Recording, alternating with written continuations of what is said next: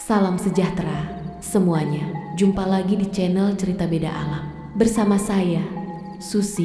Jangan lupa untuk menekan tombol like video ini, aktifkan juga lonceng notifikasinya agar tidak ketinggalan cerita-cerita horor lainnya di channel ini. Dan bagaimana kisahnya? Langsung saja kita mulai ceritanya.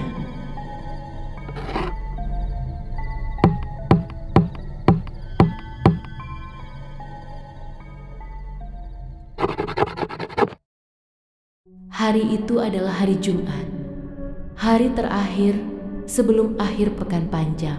Di kantor, suasana penuh dengan kegembiraan. Semua orang sudah menyelesaikan tugas mereka lebih awal demi memastikan liburan mereka bisa berjalan lancar. Ada rencana besar yang sudah lama direncanakan.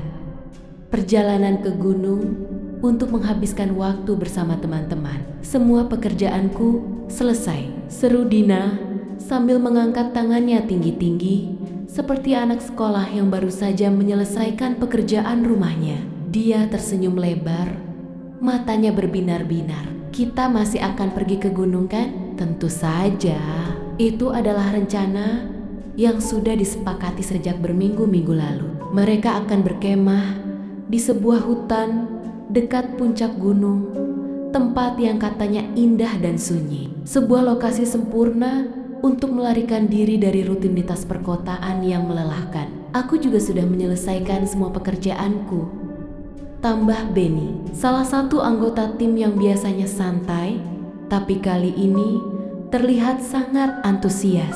Dia mengambil tas ranselnya dari bawah meja, mulai memeriksa barang-barang yang sudah dia siapkan, jaket tebal, tenda lipat mini, dan beberapa camilan untuk perjalanan. Namun, tidak semua orang seberuntung Dina dan Benny. Ada satu anggota tim yang masih sibuk dengan laptopnya.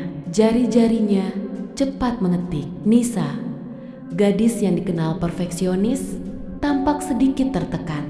Dia belum menyelesaikan pekerjaannya. Nisa, kamu belum selesai? Tanya Dina, mendekatinya dengan wajah simpatik. Belum, jawab Nisa tanpa mengalihkan pandangan dari layar. Tapi aku hampir selesai. Kamu bisa berkemas duluan. Dina tersenyum tipis. Oke, kalau begitu aku akan membantu Benny merapikan barang-barang kita. Tapi ingat, jangan terlalu lama ya. Benny tertawa kecil. Itu karena kamu malas, Nisa. Hei, protes Nisa.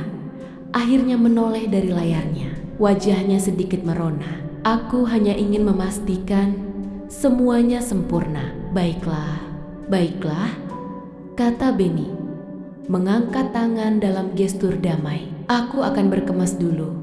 Ya, kita harus berangkat sekarang jika ingin sampai di gunung sebelum gelap. Semua orang setuju.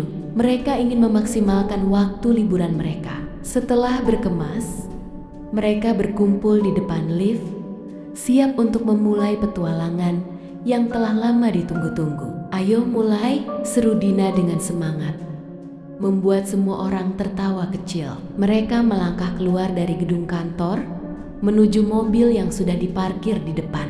Mobil mereka adalah MPV tua milik Benny. Tetapi meskipun usianya sudah tua, kendaraan itu selalu dapat diandalkan.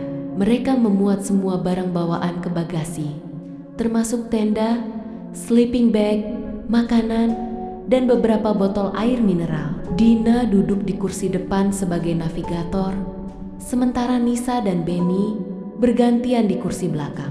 Perjalanan dimulai dengan penuh canda tawa. Musik pop diputar keras-keras, dan sesekali mereka menyanyi bersama. Namun, ada satu hal yang agak mengganggu. Nisa, yang biasanya cepat siap, ternyata membutuhkan waktu lebih lama dari biasanya untuk berdandan. Oh, riasanmu memakan waktu terlalu lama, celetuk Benny dari kursi kemudi, menggeleng-gelengkan kepala. Sekarang sudah gelap, Nisa. Hehe, maaf ya, balas Nisa dengan nada manja. Jangan marah, kami ini cewek, kami butuh waktu untuk terlihat sempurna. Dina tertawa kecil. Lihat sisi baiknya, Kita sekarang sedang dalam perjalanan untuk liburan yang menyenangkan. Mari kita nikmati saja perjalanan kita. Anda benar, kata Benny. Mencoba menahan senyum. Kita akan menikmati akhir pekan ini.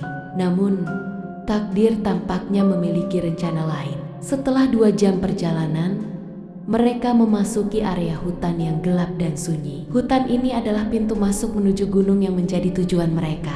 Namun, tiba-tiba mobil Benny mulai bergetar aneh. Mesinnya mengeluarkan suara kasar. Dan beberapa detik kemudian, mobil itu benar-benar mogok. Hah? Ada apa dengan mobilnya? Tanya Dina, khawatir. Oh tidak, mobilnya kepanasan, gumam Benny, memukul setir mobil dengan frustrasi. Ini kacau. Jadi, apa yang harus kita lakukan sekarang? Tanya Nisa. Suaranya bergetar. Bisakah kamu memperbaikinya? Tambah Dina.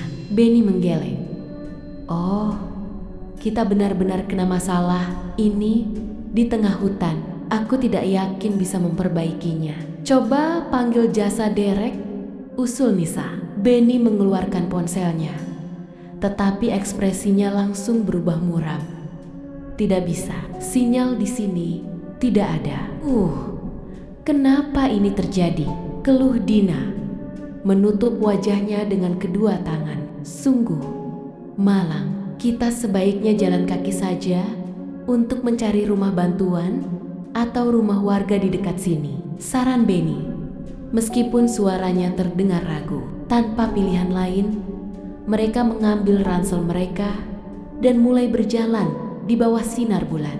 Udara dingin menusuk tulang dan suara-suara hutan yang asing membuat mereka semakin tegang. Setelah berjalan selama 30 menit, mereka belum menemukan tanda-tanda kehidupan. Suara langkah kaki mereka bergema di keheningan malam, dan bayangan pohon-pohon yang menjulang tinggi membuat suasana semakin mencekam. Ini gara-gara kamu Nisa, bentak Benny. Tidak bisa menahan amarahnya lagi. Menghabiskan waktu berjam-jam hanya untuk berdandan. Maafkan aku, balas Nisa. Suaranya bergetar. Jadi, apa yang harus kita lakukan sekarang? Kita tidak punya pilihan lain, kata Dina, mencoba menenangkan suasana. Kita harus jalan kaki sampai ketemu rumah penduduk atau pertolongan. Namun, perjalanan semakin sulit. Perut mereka mulai terasa lapar dan tubuh mereka mulai kelelahan. Tiba-tiba, mereka melihat cahaya redup di kejauhan. Apakah itu bakso? Tanya Benny. Mata berbinar. Bakso? Bakso, gumam Dina. Seperti orang kesurupan, mereka mengikuti cahaya itu dan menemukan sebuah warung kecil yang tampak aneh. Warung itu terbuat dari kayu tua, dan di dalamnya ada seorang pria tua yang sedang memasak bakso. Bau harum rempah-rempah menyeruak di udara, membuat perut mereka semakin keroncongan. Bakso, seru Dina, langsung memesan 2 porsi. Pak Benny, aku pesan 2 porsi, yang ekstra pedas ya.